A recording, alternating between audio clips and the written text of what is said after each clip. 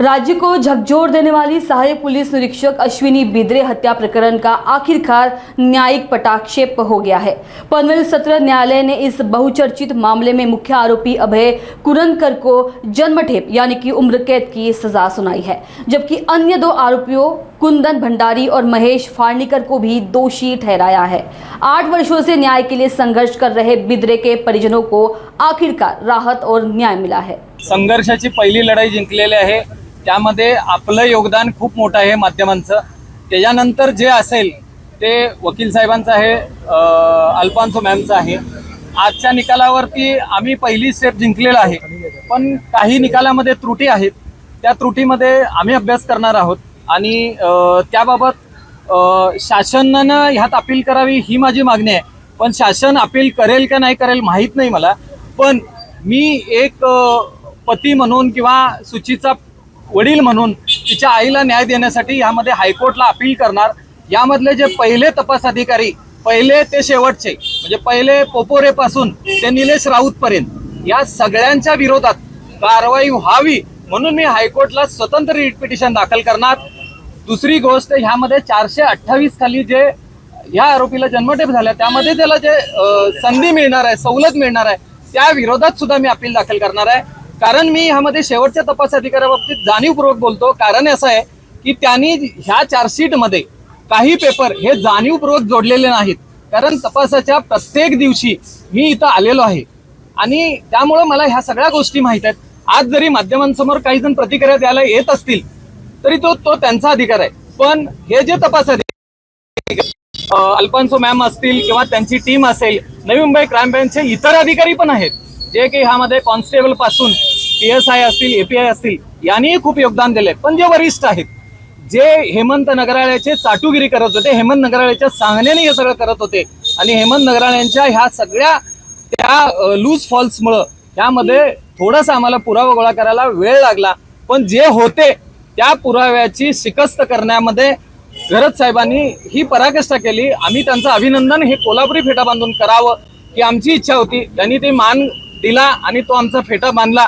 आम्ही कोल्हापूरकर, हातकणंगलेकर या दोन जोडगुळींचं, हे दोन अनमोल रत्न आहेत अश्विनी बिद्रे हत्याकांडामध्ये, जे आम्हाला न्याय देण्यासाठी आटोकाट प्रयत्न केले, त्यांचा आम्ही हा सत्कार करतो। कोर्टाने प्रमुख आरोपी अभय कुरुनकर याला जन्मठेपेची शिक्षा दिलेली आहे। त्याचप्रमाणे इतर त्यांनी जे गुन्हे केलेले आहेत इतर कलमांखाली, त्याखाली सुद्धा त्याला वेगवेगळ्या शिक्षा आणि प्रत्येक कलमाखाली त्याला दंडाची शिक्षा सुद्धा माननीय न्यायालयाने दिलेली आहे। साधारणपणे 7 ते 8 कलमांखाली त्याला दोषी धरण्यात आलेला आहे आणि त्याला 3000 पासून 20,000 पर्यंत प्रत्येक कलमाखाली वेगवेगळ्या प्रकारचे दंड ठोठावण्यात आलेले आहेत। आणि इतर जे 2 आरोपी आहेत त्यांना मॅक्झिमम शिक्षा 7 वर्ष असल्यामुळे त्यांना सुद्धा मॅक्झिमम 7 वर्षाची शिक्षा दिलेली आहे। हा परिस्थितीजन्य पुराव्यावर ही केस होती आणि त्यामुळे जे म्हटलं जातं की परिस्थितीजन्य पुरावा जेव्हा असतो त्यावेळेला जी घटनांची शृंखला असते ती आम्हाला संपूर्णपणे न्यायालयासमोर सिद्ध करावी लागते।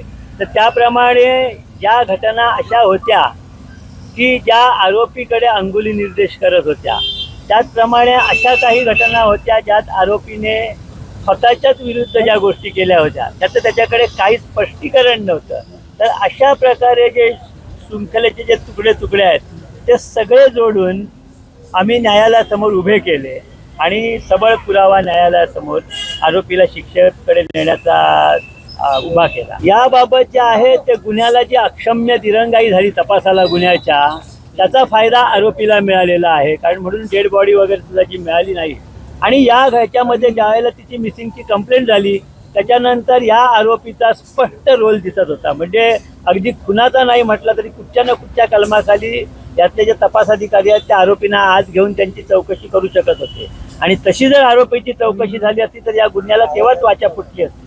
परंतु या तपास अधिकाऱ्यांनी तसं काहीही केलं नाही, या तपासाकडे अक्षम्य दुर्लक्ष केलं आणि त्यामुळे या तपासाला झळ पोचली होती। परंतु काही पुरावेच असे होते की ज्यांचं काहीही खंडन आरोपी करू शकत नाही, त्याच्या बळावर हा खटला उभा राहिला आणि तडीला गेला। ऍक्च्युली हे टीमवर्क होतं.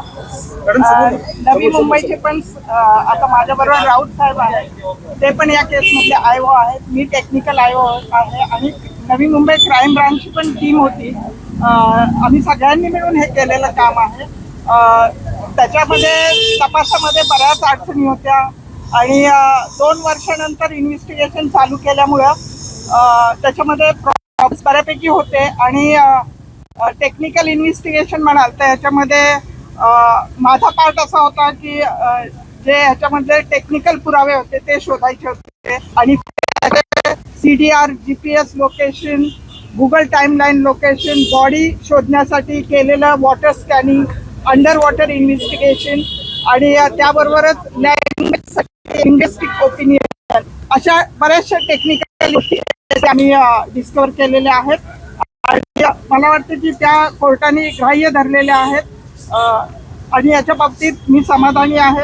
याचा जेवढा तपास आम्ही सगळ्यांनी मिळून केलेला आहे तो 100% केलेला आहे.